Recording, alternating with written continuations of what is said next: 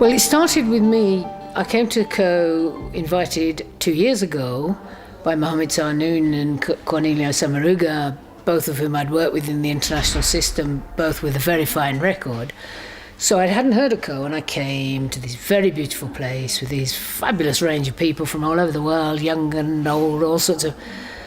And people were sort of both working on trying to make themselves better people and caring about things in the world.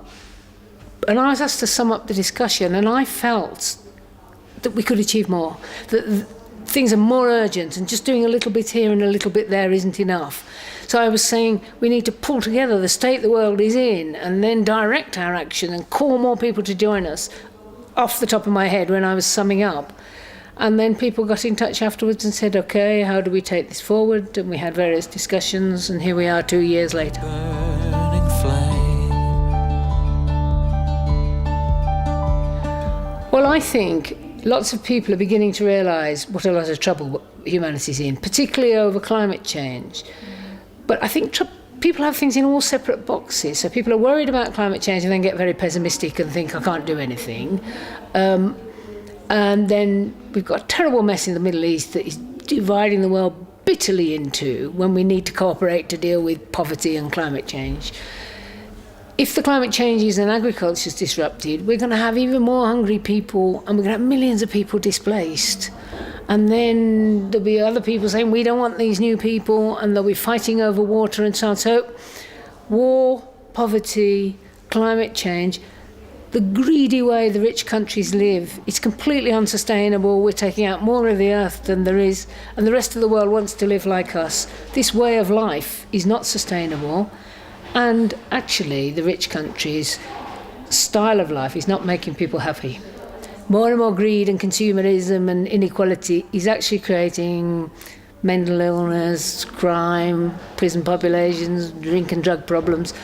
So we all need to adjust. And then the beautiful side of all, that's all the downside. The beautiful side is that we now have the capital, the knowledge, the technology. We could give a decent life to everyone in the world. We could have peace in the Middle East. It's a big struggle to put everything right, but we could do it. So we're either going to all act on a higher level than we have before, or there's going to be more and more trouble. And the danger is more and more violence and conflict and trouble for everybody. Tomorrow brings along a holiday. Well, I think that most people in the world roughly know that what we're saying is true, that things are on the wrong course, that more and more trouble is coming. But somehow the political establishments of the world are merrily carrying on with the status quo. They might even know, but they don't know how to change. But it's a bit like as Gandhi said about the independence of India. Britain couldn't rule India, except in some way that the Indians allowed it. There's more of us than there are of them. If we could only get ourselves moving and share a vision of a better world order and unleash our energy, we can make our governments do what we want. So we've all got to get together and not be demoralised by the dangers, but energised by the possibilities, and then just start to move things. And I think if we started to make progress, more and more people would join in, and then that would be a beautiful task for us all to engage in. Might take a lifetime, but it would all be worthwhile, and the world would come out better and be the sort of world we've all dreamed of having.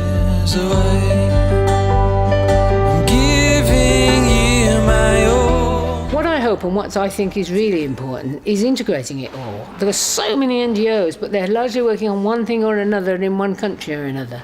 Because when you see the whole picture drawn together, you see we're all in this together, and we need to both have a moral input, and it's very political without being party political or partial. Whereas lots of people are working just in their own country or just on one issue or dependent on funding from their government, so they can't say anything, they might be a bit critical, etc., etc. So we can't replace or be in charge of this, but we can, I think, give it a clarity of how it hangs together and a thrust, and then try to join up with others. I mean, we're few compared with mobilising the whole world, but I think there's a voice out of Caux that's special. If we could use it to energise more people, we could start a ball rolling that, like that snowball going down the hill got bigger and bigger, I hope. away. I'm giving you my all. Well, I think the next steps is the action. Because, we've been drafting, and people say, this is a better phrase, or can it be modified like that? And I think in the end, I'm not saying people shouldn't do that, but you can draft forever. The test is whether we change anything by acting together. Take one example. Someone's put it to me at Caux this time. There's lots and lots of groups all over the world springing up to resolve conflicts.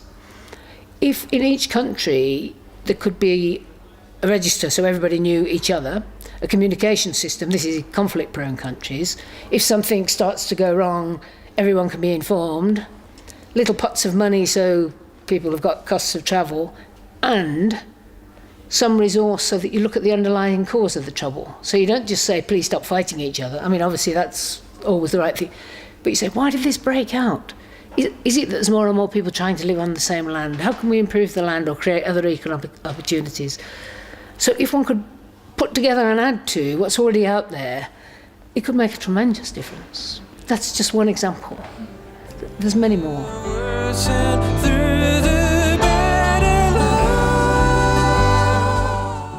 I would like people to focus on action, to focus on if they challenge themselves, what do they have to change? But then it's not enough just to focus on yourself.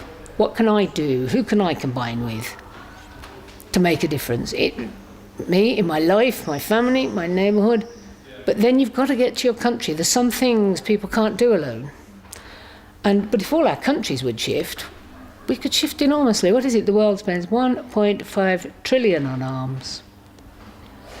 And it's going up and up and up. And 100 billion on aid.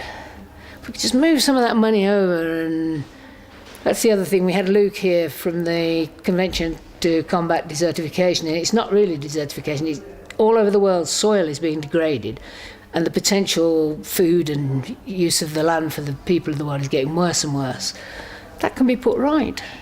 It's just us meaning it, but it's not only in Africa. Like Spain's got problems, Greece has got problems, I think Australia's got problems. It's not a lot of money. Why can't we spend some of the money we've got on investment in putting things right instead of more and more weapons? Because we think people all the armies of the world are saying there's going to be wars over water. We need more weapons. Well, how much better to look at how we can conserve the water and share the water?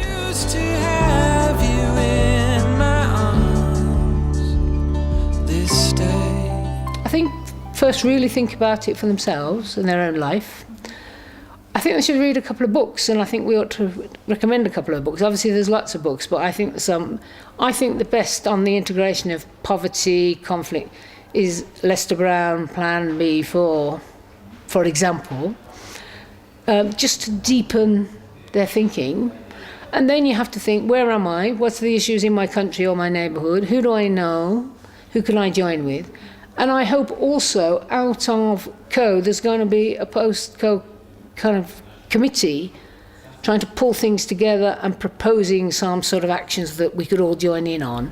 So I'd say stay in touch with the website, see what you can do where you are, but let us know how you got on and look out for things that we're suggesting that you might want to join in with.